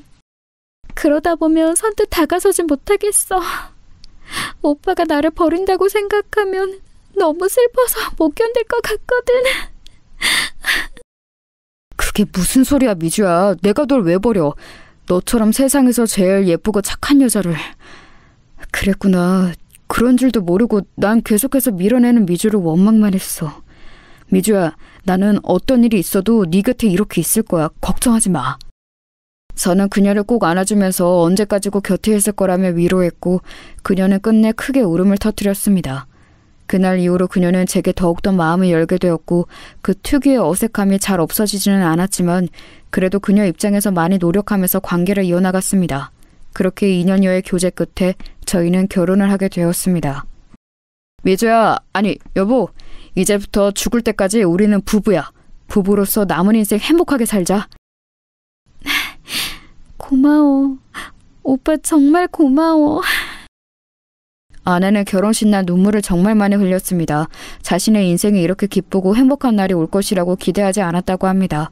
그리고 무엇보다도 저희 만남을 주선해 주셨던 큰아버지가 정말 문자 그대로 펑펑 우셨습니다. 모르는 사람들이 봤으면 큰아버지가 아내의 친아버지일 거라고 생각했을 거예요. 이 정도로 아내와 큰아버지가 각별한 사제지간인 줄 그날 다시금 새롭게 느꼈습니다. 저는 아내의 지난 모든 상처를 다 덮어주고 다 깨끗이 치유해주고 싶었습니다. 할 수만 있다면 아내를 괴롭힌 사람들을 찾아다가 법에 무서운 철퇴를 가하고 싶었습니다. 지금이라도 늦지 않았으니 그렇게 해보자고 아내에게 슬며시 몇 번 제안해보았지만 아내는 또 다른 보복이 무섭다며 늘 거절했습니다. 저도 아내가 두려워하는 바가 무엇인지 알기에 더는 강요하지 않았습니다. 아내의 힘들었던 과거와는 반대로 저희 부부의 결혼 생활은 행복 그 자체였습니다. 아내는 결혼을 하니까 연애할 때보다 훨씬 더 헌신적으로 변했습니다. 한 번 세상에 상처를 받았던 사람이다 보니까 세상에든 저에게든 완전히 마음을 열지 못하다가 결혼이라는 울타리 안에서 부부가 되고 나니까 저를 일생의 사랑으로 받아들인 것 같았습니다.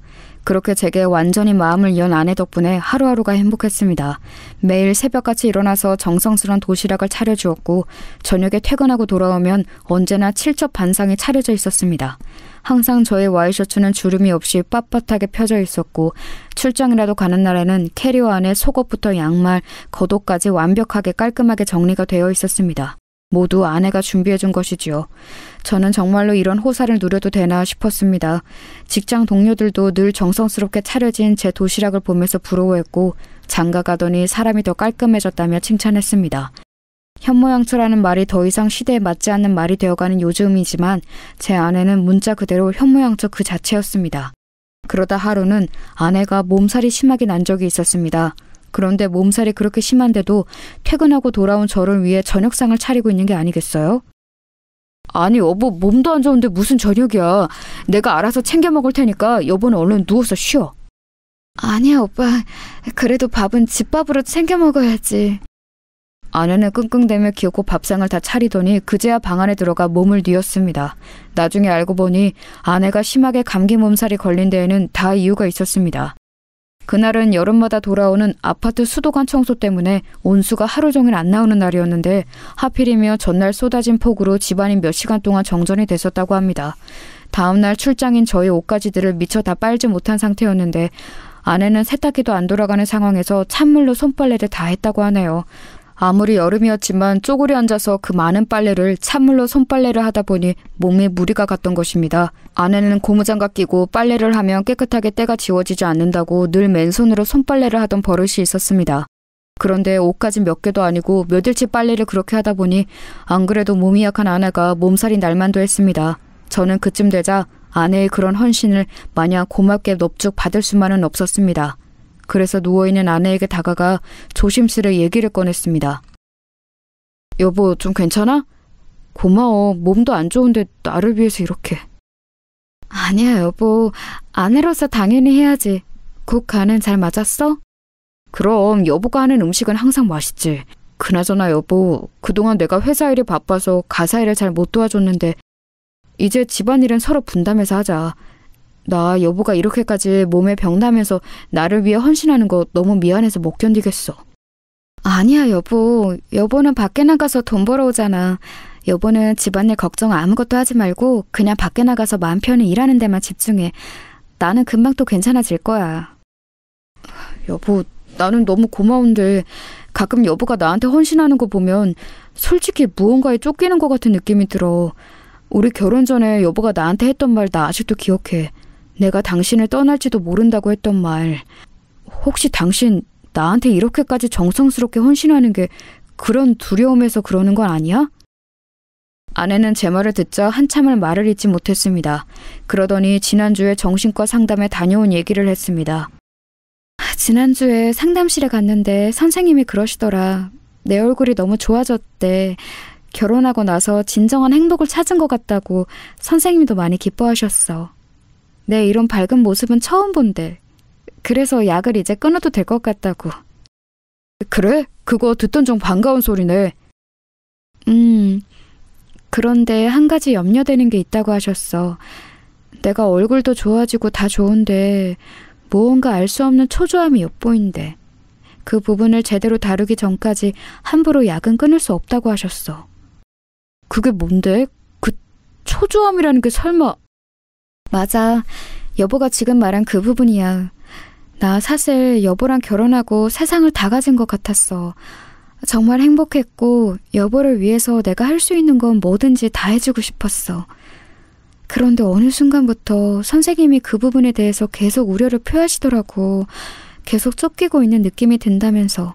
그런데 그럴수록 나는 인정하고 싶지 않았어. 그래서 선생님이 그럴 때마다 주문처럼 아니야, 나는 쫓기고 있지 않아. 나는 남편을 사랑해서 이 일을 하는 거야 라고 되뇌었어. 그 마음은 어느새 선생님을 향한 반발심이 되어서 선생님이 말이 틀리다는 것을 증명이라도 하려는 듯 더 내 몸을 괴롭히면서 여보를 내조했어. 그러다가 이렇게 몸살이 심하게 나버린 거야. 그러니까 마음이 더 불안해졌어. 내가 근원적으로 가지고 있었던 여보가 나를 떠나면 어떡하지 하는 그 두려움. 결혼과 동시에 사라졌다고 생각했거든. 그런데 그게 아니었나 봐. 그리고 그 마음이 아직도 남아있다는 걸 인정해버리면 또다시 여보가 나를 떠날지도 모를 생각에, 그런 생각에 더 내 몸을 갈아가면서 집안일을 했던 것 같아. 아내는 긴 고백을 늘어놓다가 눈물이 차올라서 더 이상 말을 잇지 못했습니다. 저는 그런 아내를 꼭 안아주면서 말했습니다. 여보, 다시 말하지만 나는 결코 당신 곁을 떠나지 않아. 여보의 마음이 불안하면 매일매일 이 말을 해줄게. 하루에 1000번도 더 할 수 있어. 여보의 마음이 안정될 수만 있다면.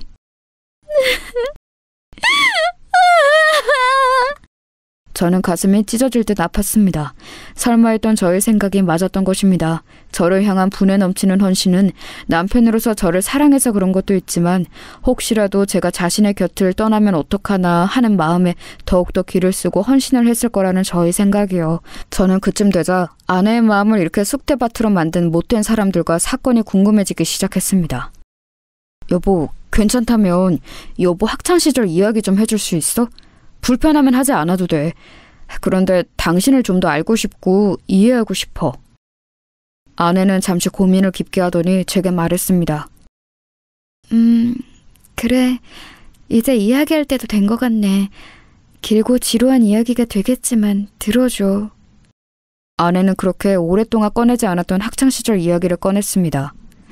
아내는 어릴 적에 무척 밝고 명랑한 소녀였습니다.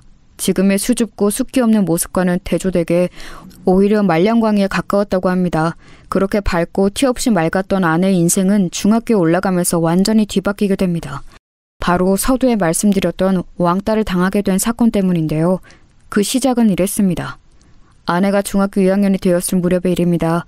아내에게는 아주 어릴 적부터 동네에서 친했던 친구 희진이가 있었는데요.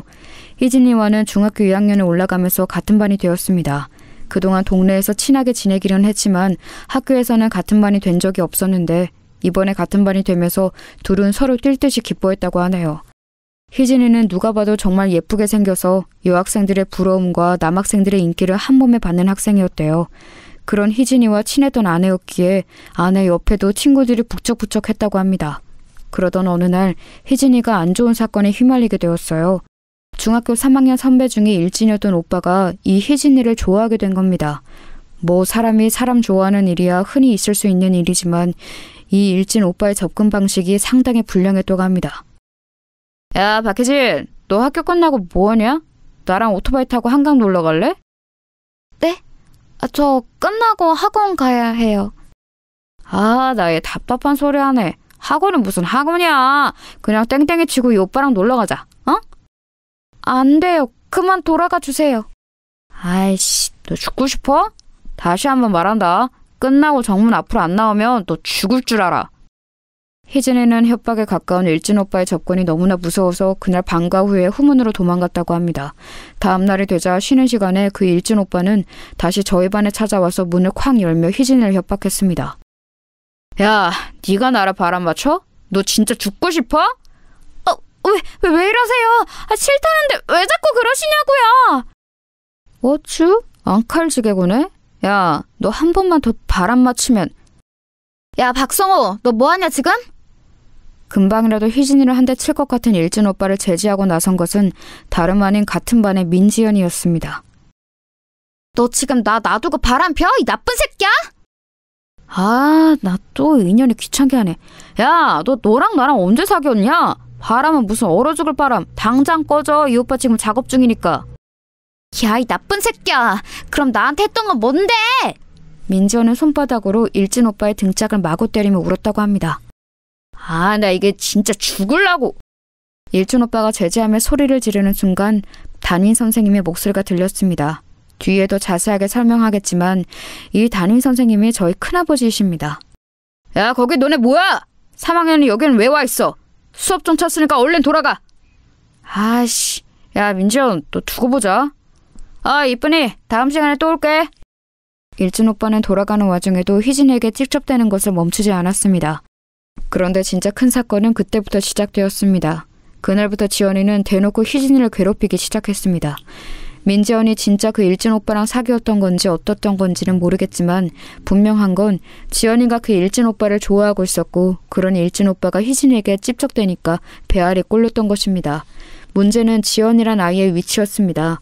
민지연 역시 학교의 일진이었는데 거기서만 그쳤어도 좋으련만 그 아이는 무려 학교 이사장님의 딸이었습니다. 이사장님의 후광을 등에 업고 천방지축으로 날뛰던 학교에서 알아주던 양아치라 선생님들도 함부로 손을 못 대던 학생이었던 것입니다. 그런 민지연의 희진이를 향한 괴롭힘이 시작되는 순간이었습니다. 처음에는 볼 때마다 어깨로 툭 치고 가는 것은 물론 수업 시간에 뒤에서 지우개 가루를 던지며 희진이를 괴롭혔습니다. 같이 다니는 일진 무리는 그런 광경을 보며 킥킥대며 좋아했는데 아내의 눈에 비친 그들의 모습은 정말 악마 같았다고 합니다. 처음에는 그렇게 비교적 가벼운 시비로 희진이를 괴롭히더니 하루는 정말 못된 짓을 저질렀습니다. 수업 중이 치고 책장 서랍에서 교과서를 꺼내려던 희진이가 기겁을 하며 소리쳤습니다. 왜 그래 희진아? 무슨 일이야? 책상 안에 쥐가 손발에 벌벌 떨며 희진이가 가리킨 책상 서랍에는 죽은 쥐가 피 묻은 채로 들어있었습니다. 그것을 본 반 학생들은 아연실색하며 소리를 지르고 난리도 아니었습니다. 그런 광경을 보면서 민지연은 자신의 일진 친구들과 함께 뒤에서 킥킥대며 웃고 있었습니다. 누가 이런 장난을 쳤어? 누구야? 당장 안 나와? 담임이셨던 큰아버지는 정말로 크게 화가 나서 범인을 색출하려는데 민지연이 뒤에서 킥킥대던 걸 멈추더니 이렇게 얘기하는 거였습니다. 선생님, 그거 쥐가 아니고요. 박희진이 임신해서 애 떼놓은 거래요. 뭐야? 너 이 자식 일로 당장 나와! 화가 머리끝까지 난 큰아버지는 민지연을 앞으로 불러세우는데 민지연은 조금의 반성의 태도도 보이지 않더랍니다. 왜요? 뭐 어떻게 하려고? 너 이 자식 당장 교무실로 따라와! 큰아버지는 민지연의 손목을 잡고 교무실로 끌고 가려는데 민지연이 쌩쇼를 시작하더랍니다. 교사가 학생 못 만진다. 성추행이에요. 담임이 자기 학생 성추행해요. 그 목소리가 어찌나 크던지 교실이 쩌렁쩌렁 울리더랍니다. 큰아버지가 잠시 당황해서 멈칫하던 사이 가만히 있던 아내가 등장했습니다. 야, 민지영, 그만해. 쪽팔리지도 않냐? 이거 다 너가 저지른 짓이잖아. 너가 희진이 대놓고 괴롭히는 거 여기 모르는 사람 있어? 어디서 일진 양아치한테 차이고 와서 엄한 화풀이야. 뭐? 넌 또 뭐야? 찌그레기 같은 게 죽고 싶어? 선생님, 그동안 민지연이 희진을 엄청 괴롭혔어요.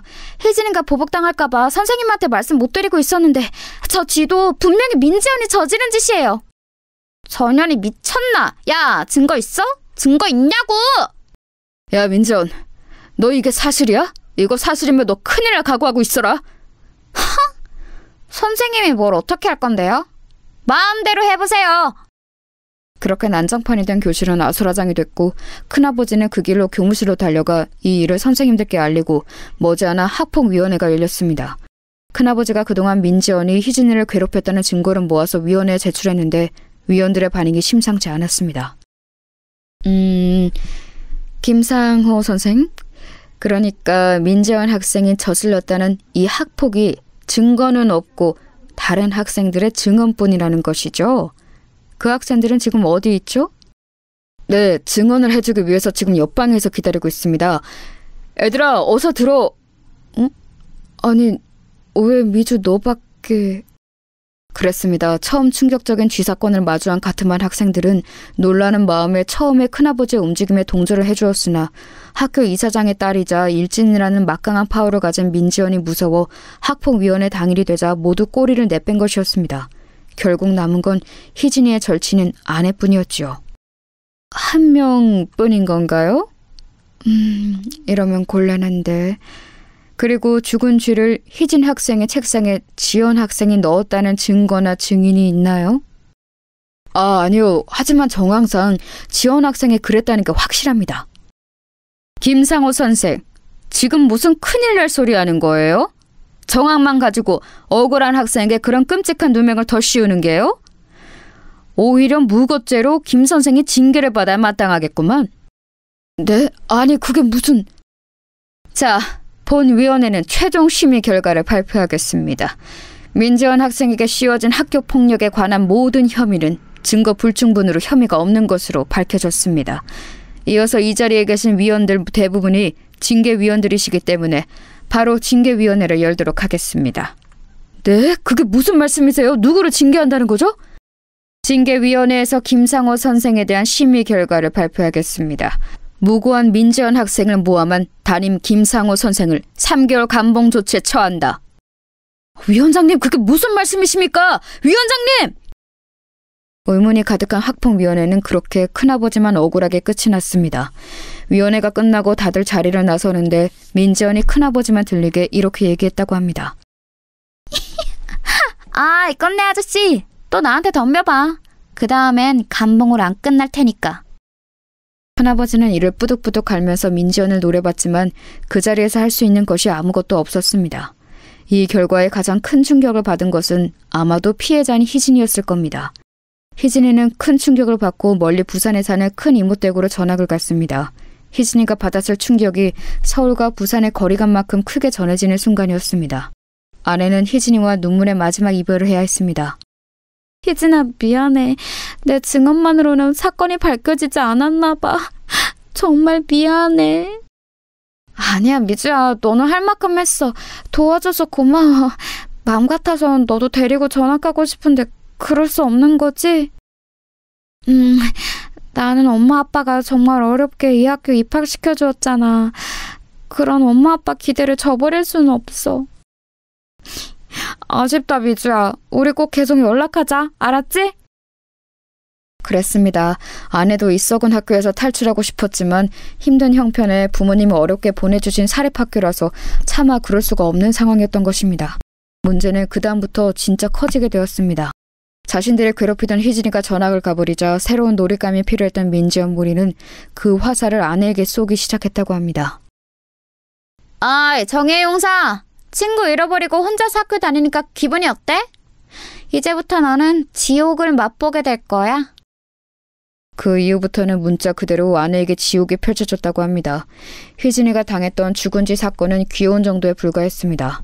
민지연 무리는 할 수 있는 모든 방법을 동원해서 아내를 괴롭혔다고 합니다. 어느 날 학교에 등교했는데 책상이 온통 칼로 난도질되어 있고 빨간 글씨로 온갖 저주의 말들이 써 있었습니다. 걸레 임미주 임신 4개월, 임미주 아빠 5명. 차마 입에 담기도 어려운 말들이 더 있는데 그것까지는 너무 망측해서 이 정도까지만 적습니다. 그런가 하면 이런 일도 있었습니다. 체육 시간이 되어 체육복을 갈아입었는데 운동장에 나가서 두 줄로 뛰고 있으니 갑자기 뒤에 학생이 놀라서 소리치더랍니다. 미주야, 너 바지! 어머나, 이게 뭐야? 아내의 체육복 바지가 날카로운 면도칼로 베어져 있어서 달리기를 하는 순간 벌어져서 속옷이 훤히 드러나게 되었던 것입니다. 처음 입을 때는 몰랐는데 달리면서 점점 벌어지도록 누가 선을 쏘놓았던 것입니다. 그게 누구겠어요? 당연히 저 악마 같은 민지연이었겠죠. 아내는 지금도 그 순간만 생각하면 창피해서 얼굴이 후끈 달아오른다고 했습니다. 어떤 날은 화장실에서 볼일을 보고 있으면 갑자기 위에서 물벼락이 쏟아지기도 했다고 합니다. 놀라서 밖으로 나가보면 낄낄거리며 도망가는 민지연의 무리의 뒷모습이 보였다고 했습니다.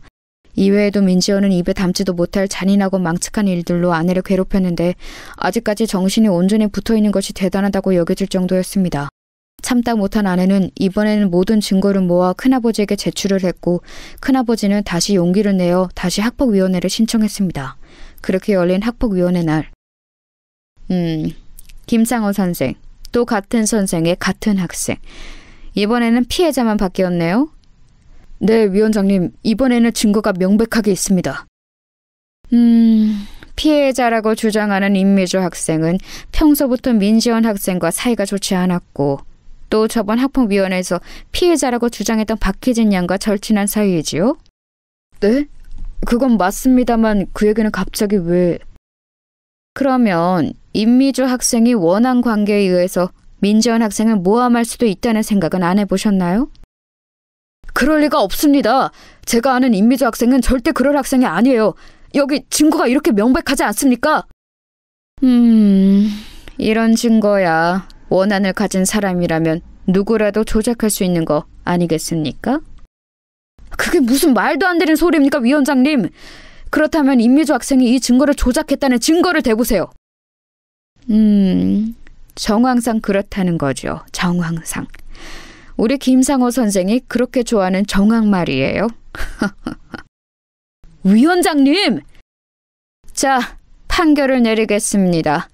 민지연 학생이 임미주 학생을 주도적으로 따돌리고 괴롭혔다는 증거가 명확치 않으므로 민지연 학생에 대한 학교폭력 혐의는 혐의 없음으로 결론 내린다. 자, 그럼 역시 이번에도 바로 징계위원회를 열어볼까요? 또 시작입니까, 위원장님? 민지연 학생을 재차 무고한 김상호 선생에게 3개월 무국정지 처분을 내린다. 위원장님, 정말 너무한 건 아니니까! 분노에 가득 찬 큰아버지의 외침 뒤로 악마 같은 민지연의 조롱만 다시 돌아올 뿐이었습니다. 꼰대 아저씨, 아무리 애써보라니까. 마지막에 누가 없나? 도저히 이길 수 없는 싸움이었습니다. 명확한 증거를 댄다 해도 이사장이 끈앞풀이었던 학폭위원회와 징계위원회는 눈 하나 깜짝하지 않았습니다. 큰아버지는 결국 눈물을 흘리며 아내에게 말했습니다. 배주야, 미안하다. 정말 미안해. 이 선생님이 힘이 없어서 너에게 이런 몹쓸 일을 겪게 하는구나. 아니에요, 선생님. 선생님 잘못 아니에요. 울지 마세요. 미주야, 선생님 징계받고 돌아올 때까지 꿋꿋이 잘 버텨야 한다. 다음에 올 때는 꼭 선생님이 그 못된 녀석들 벌받게 해줄게. 감사해요, 선생님.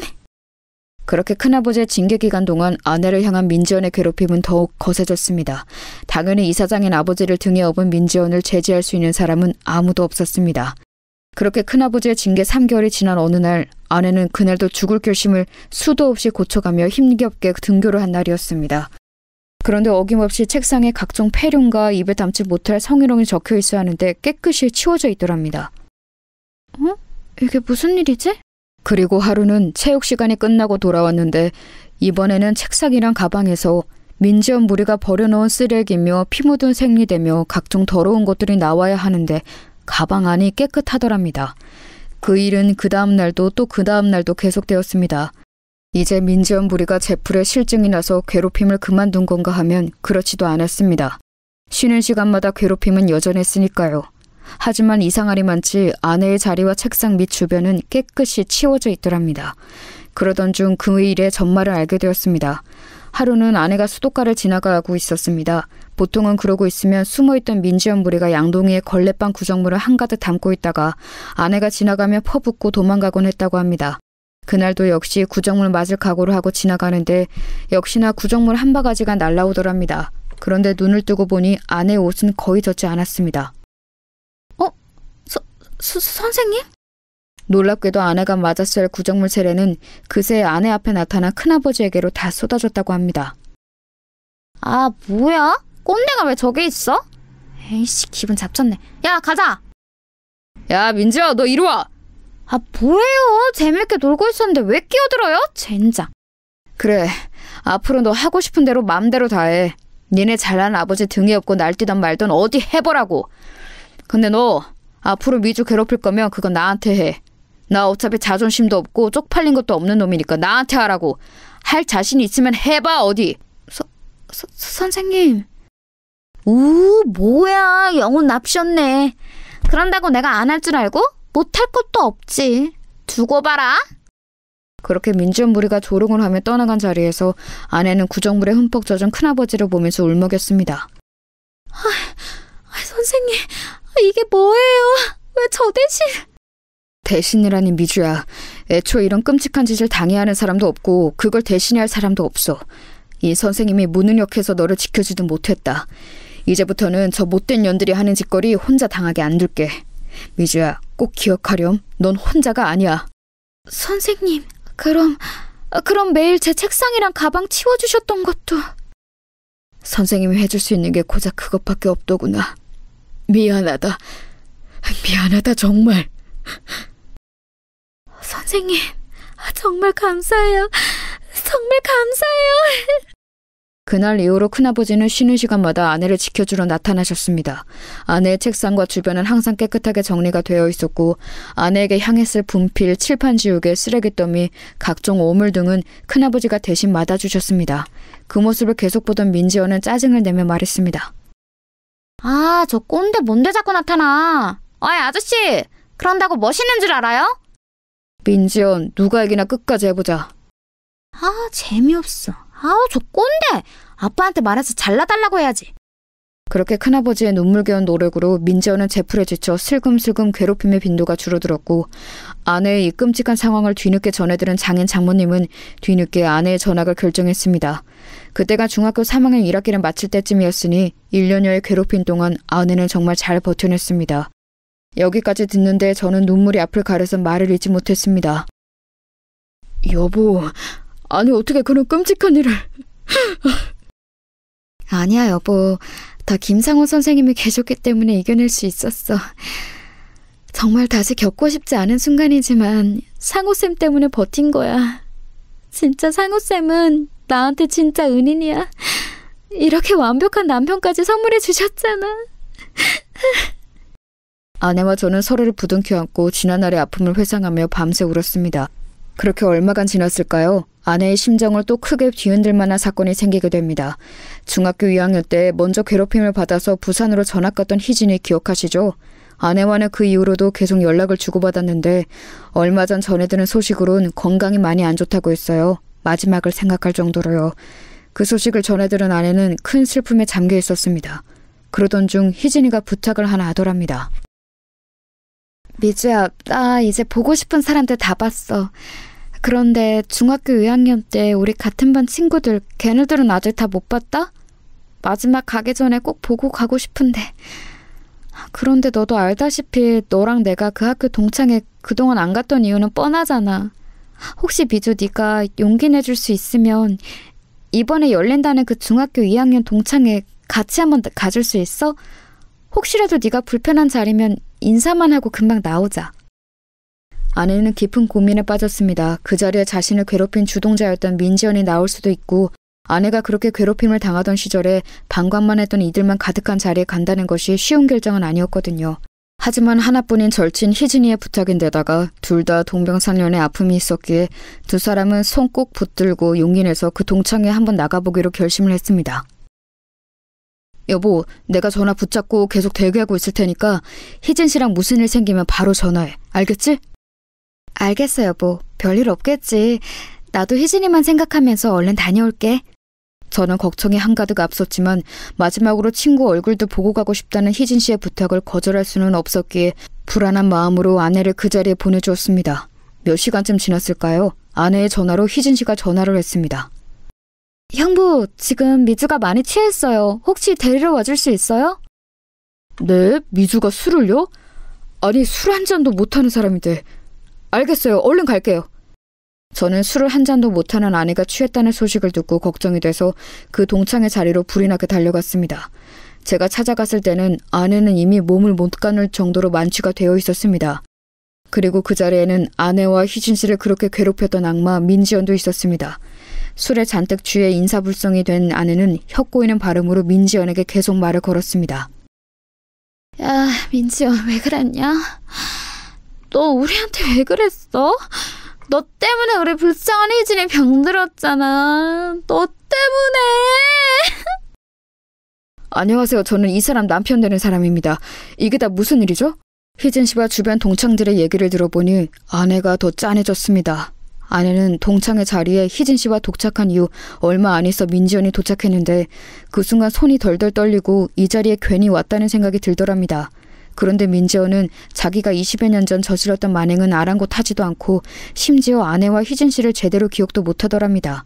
지금은 어디 대기업가의 사모님이 되어서 편하게 지낸다고 하던데 아마 이미지 관리 때문에 더 모른 척 했을 수도 있었을 것 같아요. 그런 민지연의 모습에 화가 난 아내는 주구장창 술을 들이켰고 만취가 된 상태로 계속 민지연에게 비난을 했던 것입니다. 기업가 사모님으로서 이미지 관리를 해야 했던 민지연은 계속 언짢은 표정이었습니다. 아, 이쪽이 민지연 씨? 아내 통해 얘기는 많이 들었습니다. 반갑습니다. 저는 속으로 분노가 가득했지만 아무렇지 않은 척 악수를 청했습니다. 아, 네, 반가워요. 아내분이 많이 취한 것 같으니까 얼른 데려가시죠. 네, 그렇게 하죠. 그럼 또 뵙겠습니다. 또 뵐 일이 있을까요? 그럼 들어가세요. 아내를 통해 전해들은 특유의 업신여기는 태도로 저를 대하던 민지연은 제가 아내를 부축해서 문 밖을 나서려는데 일부러 들으라는 듯 말했습니다. 아, 어디서 남편도 꼭 지 같은 찌질한 놈을 만났네. 오랜만에 기분 좋게 동창회 왔다가 똥 밟았지 뭐야? 저는 그 말을 듣는데 더 이상 이성의 끈을 붙잡고 있을 수 없었습니다. 희진 씨, 차에서 미주랑 잠깐만 기다리실래요? 금방 다시 올게요. 네? 네, 그렇게 하세요. 저는 차에다 안전하게 아내와 희진 씨를 데려다 놓고 다시 민지연에게 다가갔습니다. 아, 아직 정식으로 명함을 못 드렸네요. 여기 제 명함. 아, 아직 안 가셨네요. 어디 뭐 하시는 분인지 좀 볼까? 응? 반갑습니다. 대검찰청 중앙수사부 김준석 검사입니다. 제가 또 뵙자고 했죠? 적어도 아버지 일로 한 번 이상은 더 뵙게 될 것 같은데요. 아니 이게 무슨... 네, 아버지 민현찬 이사장님의 비리 수사를 담당하고 있는 검사입니다. 아버지 통해서 제 이름은 들어보셨죠? 들어보니까 아버지가 신나게 해드셨더라고요. 그리고 따님 명의로도 많이 해드셨던데 따님도 그 책임을 피할 수는 없겠죠? 네?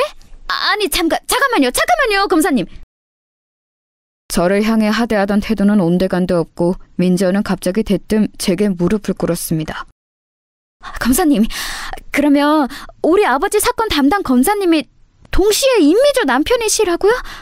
아이고, 잘못했습니다. 검사님, 제가 더 잘못했어요. 제발 아버지 일만은 좋게 넘어가 주세요. 이게 도대체 무슨 상황이냐고요? 네, 말씀드렸다시피 민재원의 비리 가득한 아버지의 담당 검사가 바로 저입니다.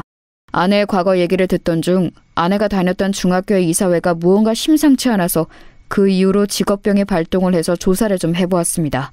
그도 그럴 것이 제가 대학생 때쯤이었던가요? 큰아버지가 갑자기 학교를 그만두신다고 해서 조금 의아했던 기억도 나는데 그 기억까지 퍼즐이 한 번에 맞춰지더군요. 이 학교는 뭔가 심상치 않다는 생각에 바로 조사에 착수를 했고 아니나 다를까 이사장의 비리가 화수분처럼 터져나왔습니다. 이미 압수수색은 진행된 상태였습니다. 자기 집에 그런 큰일이 터졌는데도 뻔뻔하게 동창회에 나와서 거들먹거리고 있던 민지연의 모습이 얼마나 한심해 보였는지요. 그러다가 제가 담당 검사라고 하니까 바로 꼬리 내리고 무릎을 꿇는데 이렇게 쉽게 굴복할 거였으면 그 시절 내 아내는 왜 그렇게 괴롭혔냐고 묻고 싶었습니다. 머지않아 그쪽한테도 담당자가 갈 겁니다. 부디 성실히 조사에 임해주세요. 검사님! 저는 애처롭게 비는 민지연을 뒤로 하고 술에 취한 아내와 희진 씨를 무사히 데리고 돌아왔습니다. 그 뒤로 민지연과 그의 아버지는 비리에 깊게 관여한 혐의로 법정 구속이 되었습니다. 아마 부녀가 둘 다 중형을 피하기는 어려울 것으로 보입니다. 이렇게 오랜 세월이 지난 뒤에야 아내의 복수는 완성이 되었습니다.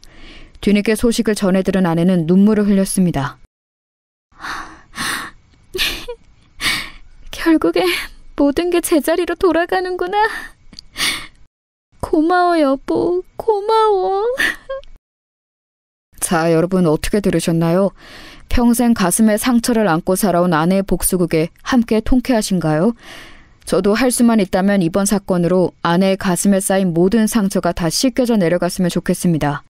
이 천사 같은 사람이 이겨냈을 그 무수한 세월을 생각하면 가슴이 한없이 먹먹해지거든요. 게다가 이런 일들이 지금도 계속해서 벌어지고 있다는 점이 정말 슬플 뿐입니다. 오죽하면 더 글로리라는 드라마가 이렇게까지 흥행을 했겠어요.